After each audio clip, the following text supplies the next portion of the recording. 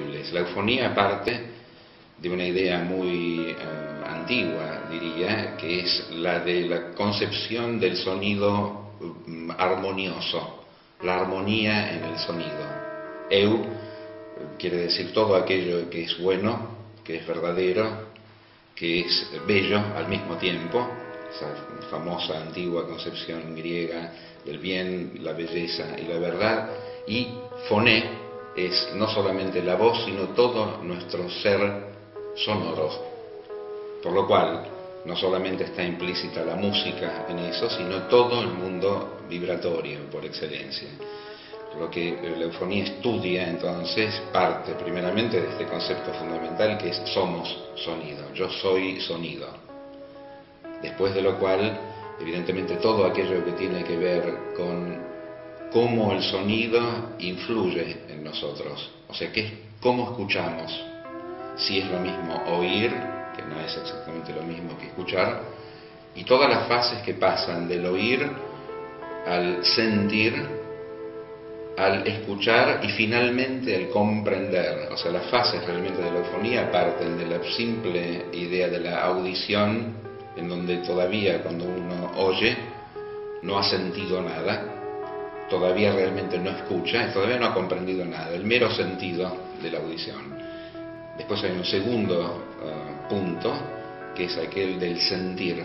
Ya comenzamos a establecer algo que tiene que ver con un punto un poquito más sutil, y es que en aquello que hemos oído hay algo que también se siente, o sea, entra algo del mundo del sentimiento. En un tercer momento, ya cuando focalizamos mucho más atentamente, es donde realmente empezamos a escuchar. Podemos haber oído sin escuchar, oído sin sentir. Por lo tanto, cada una de estas esferas es como si fuera compenetrada una en otra.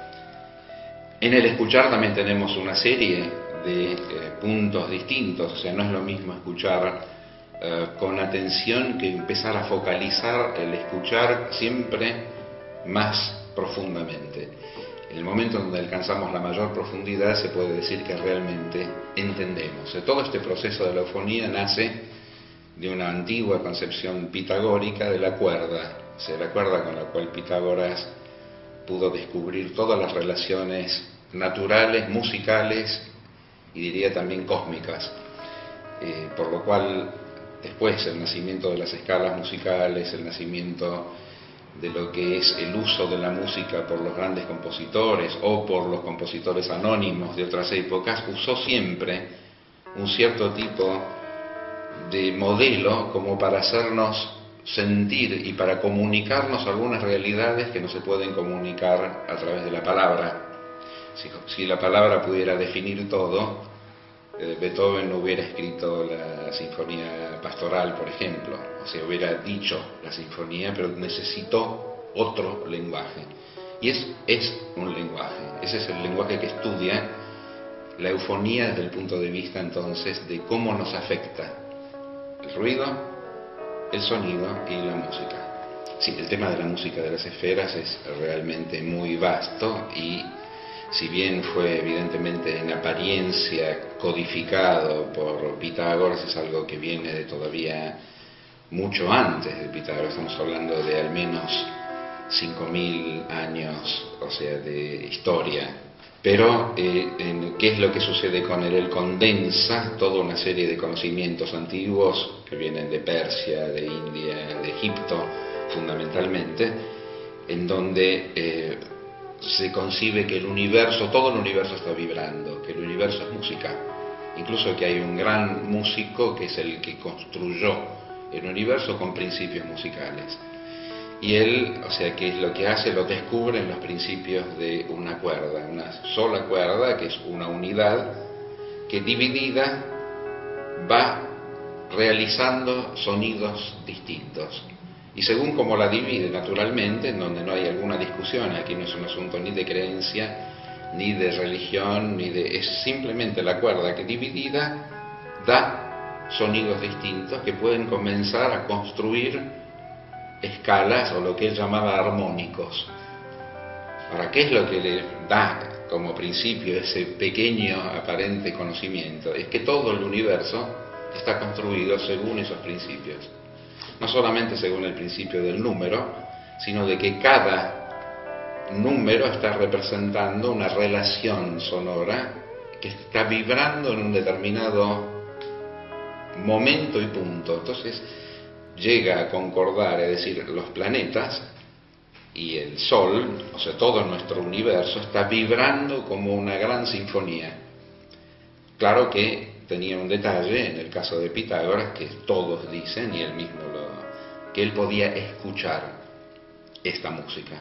Y por lo tanto, ¿qué es lo que hizo escuchando esta música? Transferir en el conocimiento, sin que sus discípulos pudieran todavía escucharla, pero transferir en ese conocimiento toda una serie de pautas como para decir cómo estamos conformados, cómo podemos evolucionar y cómo podemos llegar a ser realmente filósofos. Es el primero que habla de filosofía, pero en el sentido más puro, o sea, de ser amigos y de estar cerca de la sabiduría a través de la música. O sea, realmente su principio se establece en un plano musical, pero mucho más vasto de lo que hoy consideramos como música.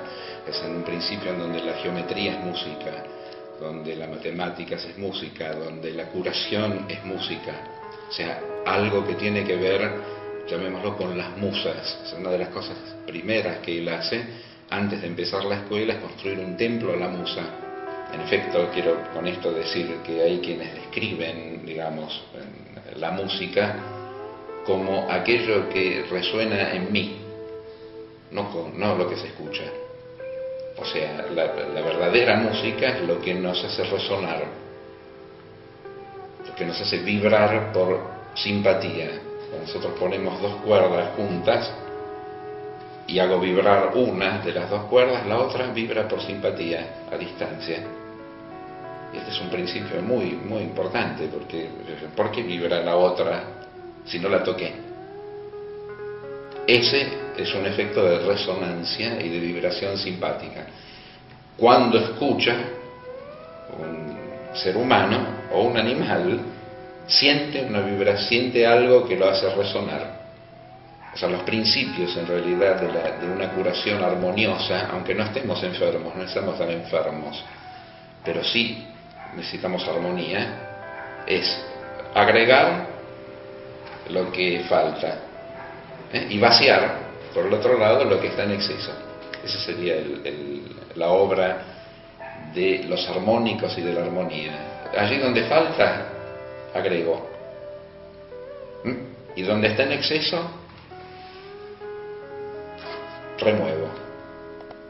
Si el sonido es capaz de hacer eso, entonces ya estamos en una buena dirección.